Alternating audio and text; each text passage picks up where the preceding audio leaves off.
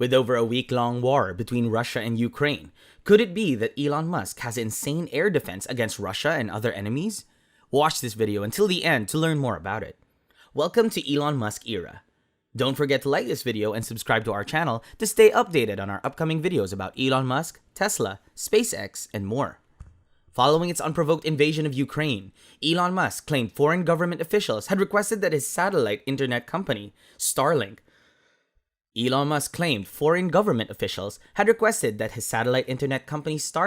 block Russian news sources. The CEO stated in the tweet, "We will not do so unless at gunpoint." Musk said in the tweet, "Sorry to be a free speech absolutist." Despite Musk's clarification that Ukraine wasn't mentioned in the tweet, it is unclear which governments he is referring to. In addition, Russian news outlets such as RT serve as the global megaphone of Russian President Vladimir Putin, misleading audiences and deflecting attention from the issues at hand. Further, Russia's president signed a censorship bill into law that forbids news organizations to report the news accurately from or about the country. Additionally, Musk sent a truckload of Starlink antennas this week to Ukraine, responding to a plea by Ukraine's vice premier amid worries that the country might lose internet access if Russia goes ahead with attacks on communication infrastructure. Moreover, Elon's company, SpaceX, has said it is ready to save the International Space Station from Russia if it attempts to drop from orbit after threats from Vladimir Putin's space chief, mere hours after activating Starlink satellites to guarantee internet access to Ukrainians. On Twitter, Dmitry Rogozin warned that despite the widespread condemnation of the Russian invasion of Ukraine, Russia's expertise and technological advancement would have to be employed to keep the ISS in orbit and prevent it from crashing into either Europe or the US. So Rogozin tweeted, "If you block cooperation with us, who will save the ISS from an uncontrolled deorbit and fall into the United States and Europe?" Then, Elon, referring to this above, a Twitter user writes after translating Rogozin's tweet, "So, he answered, SpaceX." Musk replied positively to a Twitter user who asked if this meant SpaceX would keep ISS from falling onto Earth, which Musk promptly responded with, "Yes." In another tweet, the head of Tesla and SpaceX dismissed the Russian segment from the ISS by suggesting a SpaceX Dragon could take its place. Then Musk tweeted, "Good thread." Additionally, Musk has responded to a request from the vice president of Ukraine to provide satellite internet access from the embattled nation. In addition, Musk announced that Starlink has been activated in Ukraine following the Russian invasion that disrupted service throughout the country. As Vice Prime Minister Mikhailo Fedorov wrote in a tweet, @Elon Musk, "While you try to colonize Mars, Russia tries to occupy Ukraine. While your rockets successfully land from space, Russian rockets attack the Ukrainian civil people.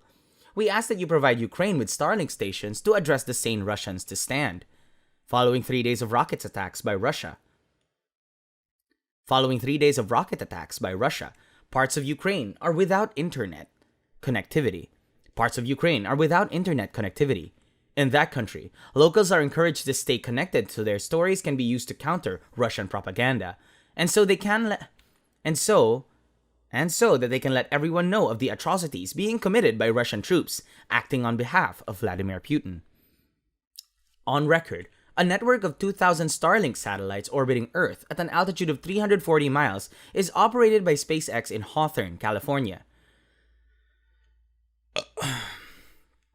In addition, Elon Musk's satellite venture recently installed free high-speed internet for Tonga villages that were cut off by a devastating volcanic eruption and tsunami in January.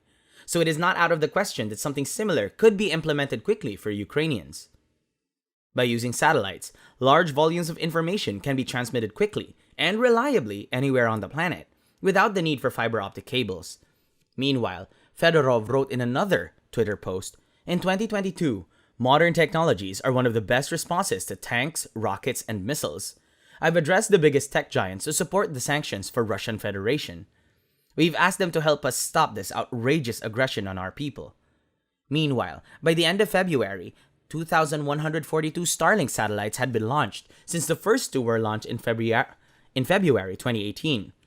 However, most of them have failed or have been decommissioned in space. And for its Starlink venture, SpaceX has even more ambitious plans and have already applied for authorization to launch a megacontinent consisting of 30,000 satellites. Let me share with you what Elon Musk is doing in Russia when it comes to the space industry. Testinus' founder, Mikhail Kokorich, and the public relations team for the serial entrepreneur has referred to him as Russia's Elon Musk. Further, this Russian businessman says that his company, Destinus, is constructing a hybrid aircraft that combines the attributes of an aircraft and a rocket. Also, a hydrogen-powered, zero-emissions, high-speed drone that can travel up to speeds of Mach 15. Using a glider as the platform, Destinus intends to combine the contemporary technological advances of a spaceplane with the ordinary physics of a hyperplane. With a hyperconnected world, this new hyperplane will serve the needs of the people.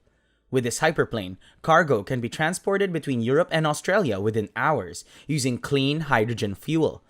In the future, hyperplanes will be fully autonomous and they will take off from regular runways and travel to the coast before accelerating as fast as supersonic speeds. During an interview about drone discussions, Kokorik stated that this could be accomplished with a first-stage rocket engine known technology. Additionally, at altitudes of 160,000 feet, the rocket would be fired by a second-stage rocket engine to reach hypersonic speeds between Mach 13 and 15, and the air resistance is reduced significantly at such altitudes. According to Kokorik, the logic behind the technology is very straightforward. According to him, to move something from one place to another on Earth, energy must be expended in many directions. To begin with, gravity must be overcome. Furthermore, keeping the plane in the air is what you need to do to overcome gravity. Also, staying afloat for longer periods means more gravity losses. In the second case, there is air friction, while in the third case, there is maximum kinetic energy. Moreover, Kokorik is one of those who believe that he needs a rocket engine to propel his vehicle at high speeds. The result, he said, is more energy being expended to accelerate. Then, due to the hyperplane's high altitudes, it will travel 10 times faster and will lose very little air resistance. In such high altitudes, there is more than 10 times the amount of air than at 10 kilometers or 33,000 feet, which is about where most airplanes fly. According to Kokorik, this technology has drawn the attention of many people because it enables people to transport goods from continent to continent for less money than regular flights. And this may sound strange, but it's not. Then, simply expending less energy leads to a cheaper overall journey. The first step, according to Kokorik, is to develop a rocket engine that is capable of being reused, almost much like a jet engine, as well as a hydrogen cooling system that protects the aircraft structure. Under the power of dozens of megawatts per square meter, the structure can easily collapse. In the beginning, the plan is to transport urgent, valuable cargo, secure documents, medical supplies, and critical infrastructure. Then, as time passes, more common cargo will replace this in some instances. Moreover, Kokorik states that by flying high in the mesosphere, the hyperplane will produce a sonic boom 10 times less than usual. Destinus has 4 offices, one in Spain, one in France, one in Germany, and one in Switzerland. And to get started, it is raising a substantial amount of money, but more will need to be raised. Considering Elon Musk is said to be the one who will save the ISS from an uncontrolled deorbit when Russia gives up, what is the latest information about SpaceX's spaceship? Elon Musk, SpaceX's chief engineer, spoke from Starbase in Texas on February 10 about Starship. This reusable transportation system is capable of taking passengers and cargo to Earth orbit, the Moon, Mars, and beyond. Furthermore, Falcon 9 successfully launched 49 Starlink satellites into low Earth orbit at Kennedy Space Center in Florida from Launch Complex 39A, or LC-39A. During Falcon 9's second stage, each satellite was injected into orbit it was intended to achieve with a perigee of approximately 210 kilometers above the Earth. Further, if a satellite fails initial system checks and is deployed into these lower orbits, the satellite will quickly be deorbited by atmospheric drag in the very rare event that it does not pass. As a result of this low deployment altitude, more capable satellites are required at a great cost. However, it is an essential step in maintaining a sustainable space environment. However, an incredibly powerful geomagnetic storm greatly impacted the satellites that were deployed. Then, the storms warm the atmosphere, which in turn increases atmospheric density at low deployment altitudes. Interestingly, onboard GPS indicates that the storm's intensity and speeds increased atmospheric drag by up to 50% compared to previous launches.